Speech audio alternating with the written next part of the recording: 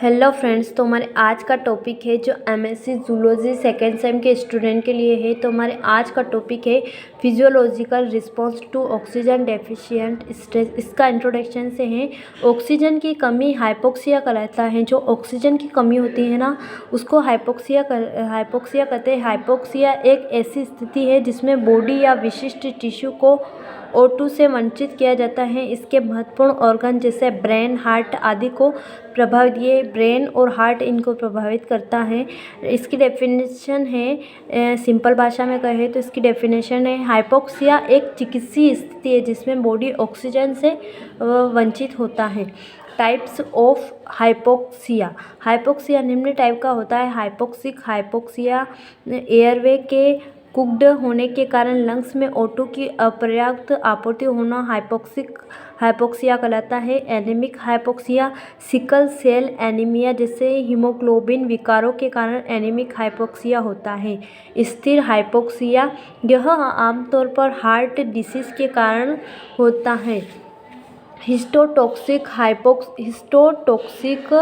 Hypoxia यह cyanide जैसे जहर जैसे प्रेरित होते हैं। Metabolic hypoxia high metabolic activity के कारण ऑक्सीजन की कमी होती है, जिसे मेटाबॉलिक हाइपोक्सिया कहते हैं। मतलब जिसमें हाई उपापचय क्रिया एक्टिविटी के कारण ऑक्सीजन की कमी होती है, जिसे मेटाबॉलिक हाइपोक्सिया कहते हैं। फोर्थ पॉइंट है स्ट्रेस रिस्पॉन्स। जब बॉडी स्ट्रेस के संपर्क से, मतलब जब बॉडी तनाव के संपर्क में आती है तो उस पर काबू पाने के लिए रिस्पॉन्स प्राप्त होता है। रिस्पॉन्स सभी व्यक्तियों में समान नहीं है। स्ट्रेस जो होते हैं वह जो तनाव के रिस्पॉन्स जो होते हैं वह 3 चरण के होते हैं। अलार्म, एडेप्टेशन और रिकवरी। अलार्म जो होता है वह अलार्म फर्स्ट स्टेज है जिसमें लड़ो या भागो रिस्पॉन्स होता है। ये वह स्टेज है जो अपने कठिन परिस्थितियों से निपटने में सक्षम बनाता है।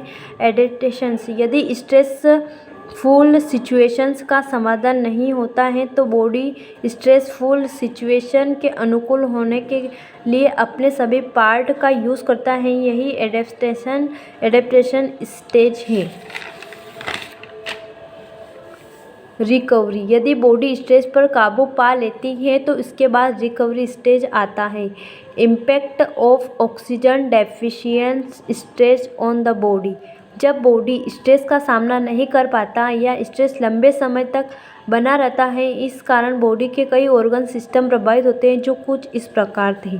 फर्स्ट है डाइजेस्टिव सिस्टम, जिस पे इफ़ेक्ट पड़ता है। अगर अपन ज़्यादा तनाव लेते हैं ना तो उसका डाइजेस्टिव सिस्टम पर क्या इफ़ेक्ट पड़ता है।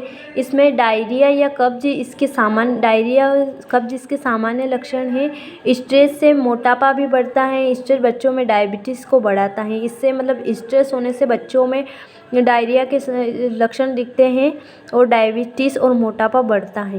Effect on circulatory problem, stress हमारे हार्ट बीपी को भी प्रभावित करता है। बहुत अधिक एड्रेनालिन हार्मोन से बीपी को बढ़ा देता है, जिससे हार्ट भी तेज़ी से पंप करता है, जिससे कई बीमारियां जन्म ले लेती हैं जो कि हानिकारक है। इफ़ेक्ट ऑफ इम्यूनिटी सिस्टम, ये जो इम्यूनिटी सिस्टम से है, अगर अपन ज़्यादा स्ट्रेस लेंगे तो उस पर इम्यूनिटी सिस्टम पर क्या प्रभाव पड़ेगा। तो स्ट्रेस रिस्पॉन्स में पिट्यूटरी एड्रिनल लगातार इम्यूनिटी को प्रभावित करता रहता है, जिससे कई संक्रमण होते हैं।